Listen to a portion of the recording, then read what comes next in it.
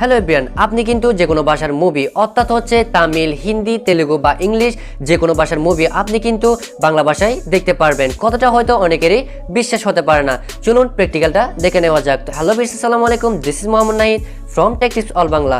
তো ভিউয়ার্স, আপনি যদি আমার এই চ্যানেলের মধ্যে নতুন দর্শক হয়ে থাকেন তাহলে অবশ্যই রিকোয়েস্ট থাকলো চ্যানেলটি নিচ থেকে সাবস্ক্রাইব করে পাশে থেকে বেল আইকনটি প্রেস করে দেওয়ার জন্য।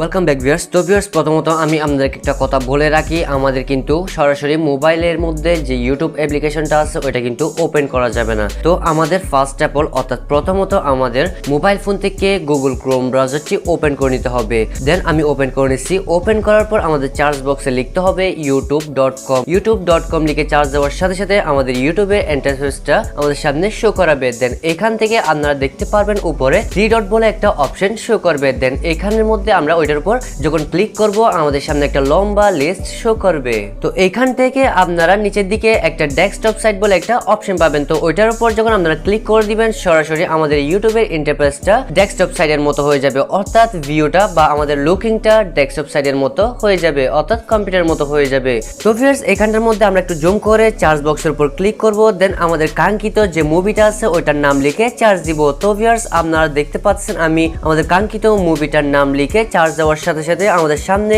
মুভিটা চলে আসছে। তো ওইটার উপর আমরা ক্লিক করে প্লে করে নিচ্ছি।